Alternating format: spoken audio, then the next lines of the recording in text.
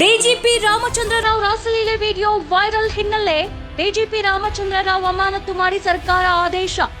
ರಾಸಲೀಲೆ video ಹೊರಬಂದ ಬೆನ್ನಲ್ಲೇ ಅಮಾನತು ಮಾಡಿ ಆದೇಶವನ್ನ ನೀಡಲಾಗಿದೆ.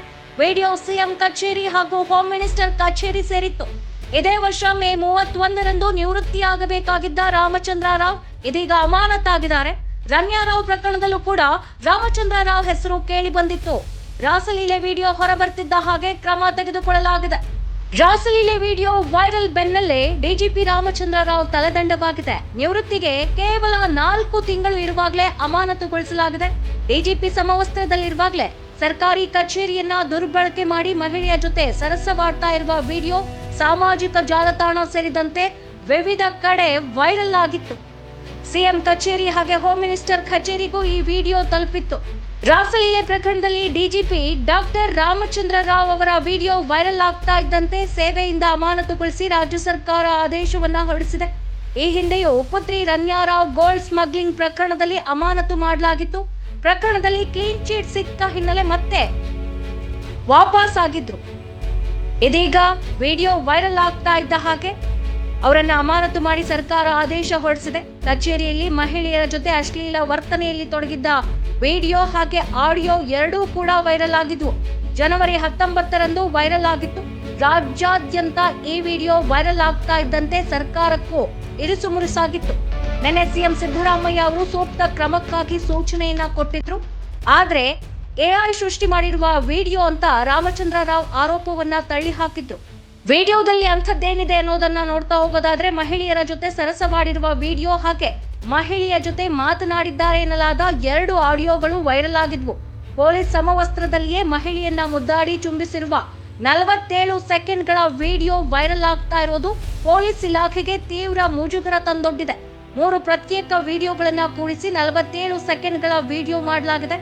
3 ವಿಡಿಯೋಗಳು ಸರ್ಕಾರಿ ಕಚೇರಿಯ ಕೊಠಡಿಯಲ್ಲೇ ಮೊಬೈಲ್ ಬಳಸಿ ಸೆರೆ ಹಿಡಿದಿರುವ ಅನುಮಾನವಿದೆ. ಒಂದು ವಿಡಿಯೋದಲ್ಲಿ ರಾಮಚಂದ್ರ ರಾವ್ ಸಮವಸ್ತ್ರವನ್ನ ಧರಿಸಿದ್ದಾರೆ.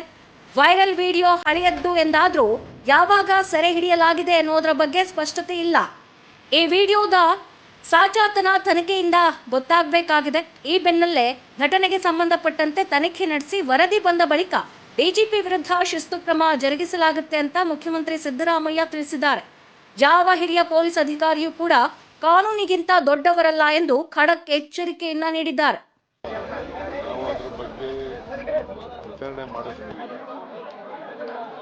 ನನಗೆ ಬೆಳಿಗ್ಗೆ ಗೊತ್ತಾಯ್ತು.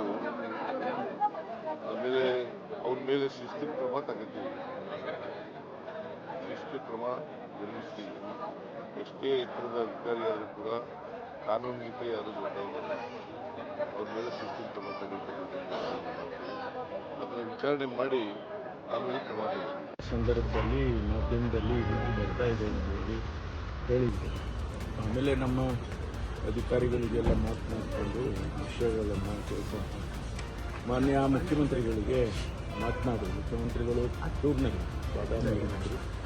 ಮಾತಾಡಿ ಇದೆಲ್ಲ ಈ ರೀತಿ ಆಗಿದೆ, ತಕ್ಷಣ ನಾವು ಇದರ ಬಗ್ಗೆ ಕ್ರಮ ತಗೋಬೇಕು, ಇಂಥದ್ದನ್ನೆಲ್ಲ ಇಲಾಖೆಯಲ್ಲಿ ನಡೆಯೋದಕ್ಕೆ ಬಿಡಬಾರ್ದು. ಯಾವ ಕಾರಣಕ್ಕೂ ಅವ್ರು ಎಷ್ಟೇ ದೊಡ್ಡವರಿರಲಿ ಹಿರಿಯವರಿರಲಿ ಯಾರೇ ಇರಲಿ ಅಂತ ಹೇಳಿದ ಮೇಲೆ ಅವರು ಕೂಡ ಸೂಚನೆ ಕೊಟ್ಟು ಇಮಿಡಿಯೇಟಾಗಿ ಅವರಿಗೆ ಸಸ್ಪೆಂಡ್ ಮಾಡಿ ಎನ್ಕ್ವೈರಿ ಮಾಡಿ ಆಮೇಲೆ ಅವರಿಗೆ ಅವರೇನು ಹೇಳಿಕೆ ಕೊಟ್ಟಿದ್ದಾರೆ ಅದು ಸುಳ್ಳು ಹಾಗೆ ಅಂತೇಳಿ ಅಂಥದ್ದೇನಾದ್ರು ಇದ್ದರೆ ಅದೇ ಆನಂತರ ನೋಡೋಣ. ಆದರೆ ಮೇಲ್ನೋಟಕ್ಕೆ ಇದು ಕಾಣಿಸ್ತಾ ಇರೋದ್ರಿಂದ ಅದನ್ನು ಇದು ಯಾರಿಗೂ ಗೌರವ ತರೋದಿಲ್ಲ ಅಂತ ಹೇಳಿ ಹೇಳಿದ ಮೇಲೆ ಸಸ್ಪೆಂಡ್ ಮಾಡಿ ಮುಂದೆ ಎನ್ಕ್ವೈರಿ ಆಗುತ್ತೆ.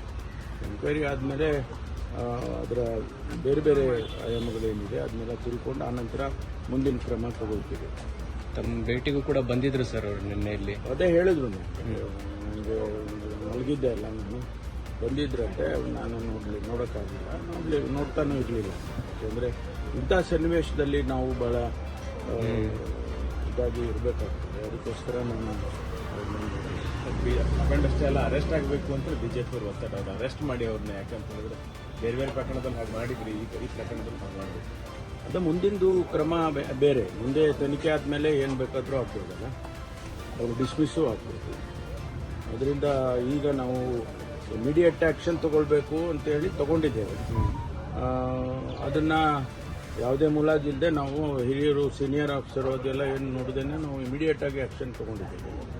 ಅದಾದಮೇಲೆ ತನಿಖೆಯಲ್ಲಿ ಏನು ಬರುತ್ತೆ ಅದನ್ನು ನೋಡಿಕೊಂಡು ಮುಂದಿನ ಕ್ರಮ ತಗೊಳ್ತೀವಿ. ಸಂತ್ರಸ್ತೆ ಯಾರು ಗೊತ್ತಾಯ್ತು? ಕಂಪ್ಲೇಂಟ್ ಏನು ಈ ವಿಷಯದಲ್ಲಿ ಏನು ಬೇರೆ ಏನು ಗೊತ್ತಿಲ್ಲ.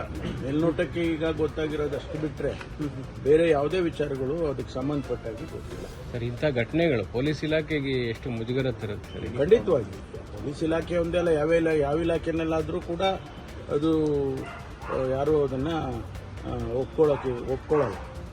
ಅದರಿಂದ ಅದಕ್ಕಾಗಿ ನಾವು ಇಮಿಡಿಯೇಟಾಗಿ ಆ್ಯಕ್ಷನ್ ತೊಗೊಂಡಿದ್ದೀವಿ. ಮುಖ್ಯಮಂತ್ರಿಗಳು ಕೂಡ ಬಹಳ ಅಪ್ಸೆಟ್ ಆಗಿದ್ದಾರೆ ಸರ್ ಈ ಘಟನೆ ಬಗ್ಗೆ ಅಂತಿದೆ. ಮುಖ್ಯಮಂತ್ರಿಗಳು ಆಗಿದ್ದಾರೆ, ನಾನು ಆಗಿದ್ದೆ. ಯಾಕೆಂದರೆ ಇದು ನಮ್ಮ ಇಲಾಖೆ ಆದದ್ರಿಂದ ನಮಗೂ ಕೂಡ ಇದು ಸರಿ ಕಾಣಿಸೋದಿಲ್ಲ. ಸರಿ, ಥ್ಯಾಂಕ್ ಯು. ಅಲ್ಲಿ